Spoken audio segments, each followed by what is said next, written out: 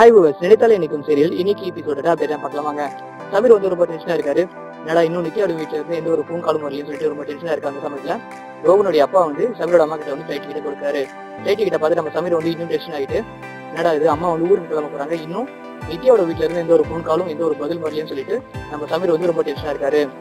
பிரீத்தியோட அம்மா வந்து பிரீத்தியோட அப்பா கிட்ட வந்து கேட்கறாங்க, என்னங்க நித்யாவோட வாழ்க்கை வந்து இது மாதிரி ஆயிடுச்சு, இன்னும் சமீரோட குடும்பத்தார்கிட்ட இருந்து எந்த ஒரு பதிலும் வரலன்னு சொல்லிட்டு பிரீத்தியோட அம்மா வந்து பிரீத்தியோட அப்பா கிட்ட கேட்கும்போது பிரீத்தியோட அப்பா வந்து சொல்றாரு, கவலைப்படாதம்மா, கண்டிப்பா வந்து சமீருடைய குடும்பத்தார் வந்து எதனா ஒரு பதில் சொல்லுவாங்க, ஒரு நல்ல பதில் வந்து சொல்லுவாங்க, நீ கவலைப்படாது அப்படின்னு சொல்லிட்டு பிரீத்தியோட அம்மாவுக்கு வந்து ஆறுதல் சொல்றாரு பிரீத்தியோட அப்பா.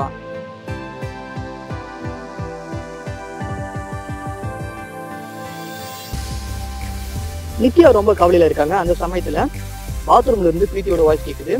பாத்ரூம் கதவை ஓபன் பண்ணி பாக்குறாங்க நம்ம நித்யா. அப்போ பிரீத்தி வந்து சமீர் கிட்ட வந்து பேசிக்கிட்டு இருக்காங்க. பிரீத்தி கிட்ட இருந்து போனை வாங்குறாங்க நம்ம நித்யா.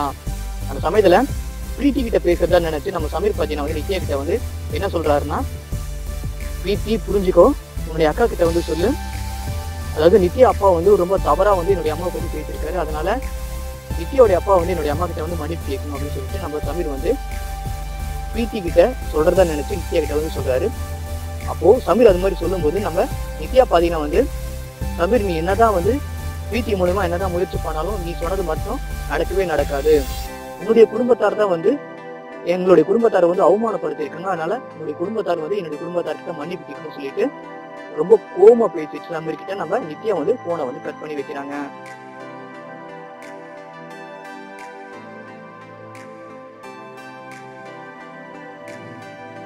பிரீத்தி நித்யா கிட்ட வந்து கேட்கறாங்க, நித்யா நீ சமீருக்காக கொஞ்சம் விட்டு கொடுத்துதான் போய் ஏன் இவ்வளவு பிடிவாதமா இருக்கு அப்படின்னு சொல்லி கேட்கறாங்க.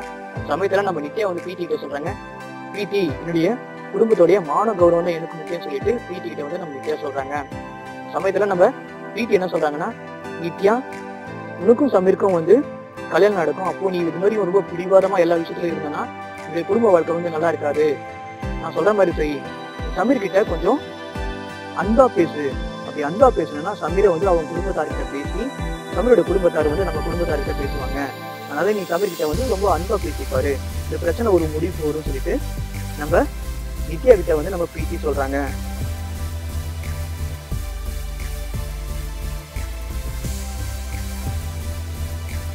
நித்யா பிரீத்தி சொன்னதை புரிஞ்சுக்கிட்டு பிரீத்தி கிட்ட வந்து போனை கொடுக்குறாங்க. நித்யா கொடுத்து சமீருக்கு கால் பண்ணுன்னு சொல்றாங்க. பிரீத்தியும் வந்து சமீருக்கு கால் பண்றாங்க. சமீர் வந்து போன் கால் அட்டன் பண்றாரு. மாமா நான் பிரீத்தி பேசுறேன் மாமான்னு சொல்லிட்டு பிரீத்தி வந்து சமீர் கிட்ட சொல்லும்போது சமீர் வந்து நித்யா கிட்ட நான் பேசணும், நித்யா கிட்ட போனை கொடு பிரீத்தி அப்படின்னு சொல்றாங்க. பிரீத்தியும் வந்து நித்யா கிட்ட வந்து போனை கொடுக்குறாங்க. நித்யா கிட்ட வந்து சமீர் என்ன சொல்றாருன்னா, நித்யா உன்னுடைய அப்பா வந்து என்னுடைய அம்மா கிட்ட மன்னிப்பு கேட்டாதான் நான் வந்து பேசணும்னு சொல்லிட்டு போனை வந்து கட் பண்ணி வைக்கிறாரு. அந்த சமயத்துல பிரீத்தி வந்து என்ன ஆச்சுன்னு சொல்லிட்டு நித்யா கிட்ட இருக்கும்போது நித்யா வந்து ரொம்ப மௌனமா இருக்காங்க.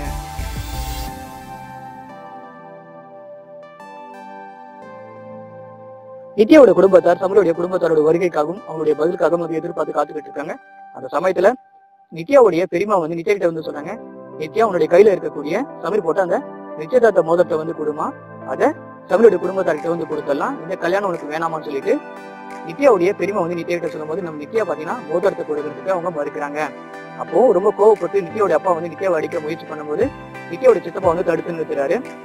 நித்யாவுடைய அப்பா வந்து ரொம்ப கோபமா வந்து சொல்றாரு, அப்போ இந்த கல்யாணம் வந்து நடக்கவே நடக்காது, உனக்கும் சமீருக்கும் வந்து கல்யாணம் நடக்காதுன்னு சொல்லிட்டு குடும்பத்தார் மதியில வந்து ரொம்ப கோபமா சொல்லிட்டு அந்த இடத்த விட்டு கிளம்புறாங்க.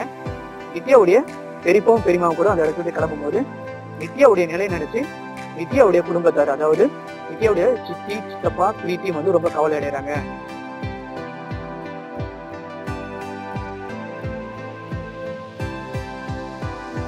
நித்யா ரொம்ப கவலையா வந்து தன்னுடைய ரூம்ல இருக்கும்போது பிரீத்தி வந்து நித்யா கிட்ட வந்து சொல்றாங்க, நித்யா இது உன்னுடைய நிச்சயதார்த்த போட்டோ நெகட்டிவ் சொல்லிட்டு அந்த கவரை வந்து நித்யா கண்ணாடி வச்சுட்டு அந்த இடத்துல கிளம்புறாங்க. நம்ம நித்யா பாத்தீங்கன்னா அவங்களுடைய நிலையை நினைச்சு அழுதுகிட்டு இருக்காங்க. சமீரும் பாத்தீங்கன்னா ரொம்ப கவலையில இருக்கும்போது சமீருடைய அண்ணி வந்து சமீர் கிட்ட வந்து சொல்றாங்க, சமீர் இது உன்னுடைய நிச்சயதார்த்த போட்டோ நெகட்டிவ் அப்படின்னு சொல்லிட்டு அந்த கவரை வந்து சமீர் கிட்ட வந்து காட்டுறாங்க. சமீர் வந்து அண்ணி இதை நான் பாக்குறேன் முருகன் நான் இப்ப இல்லைன்னு சொல்லிட்டு அந்த இடத்த விட்டு கிளம்புறாரு நம்ம சமீர். நித்யா வந்து கடவுள்கிட்ட வந்து வேண்டுறாங்க, என்னையும் சமீரம் வந்து எப்படியாவது சேர்த்து வச்சிருக்கோம் சொல்லிட்டு கடவுள்கிட்ட வேண்டுறாங்க நம்ம நித்யா.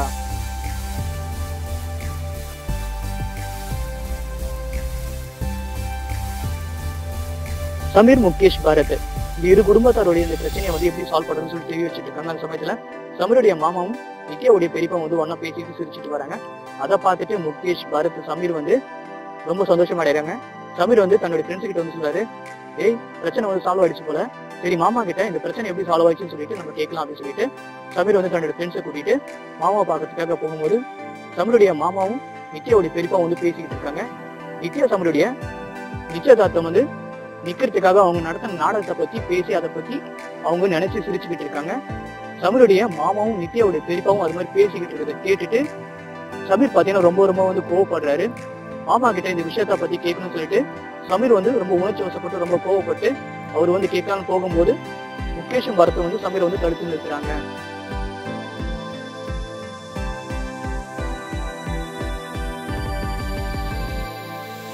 சமீருடைய அம்மாவும் ரோகனுடைய அப்பாவும் வந்து ஊருக்கு கிளம்புறாங்க. அந்த சமயத்துல நம்ம சமீர் வர்றாரு.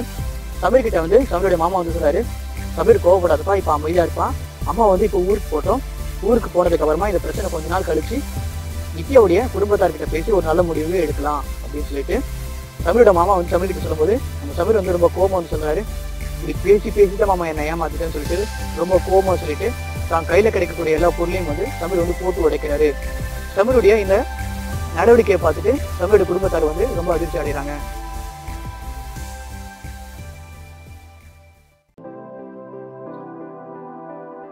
சமீருடைய குடும்பத்தார் அவங்க தவறை வந்து உணர்ந்து நித்யாவுக்கும் சமீருக்கு வந்து மேரேஜ் பண்ணி வைக்க போறாங்களா, இல்ல நம்ம சமீர் வந்து தன்னுடைய குடும்பத்தாரை எதிர்த்து நித்யாவை வந்து மேரேஜ் பண்ண போறாரா?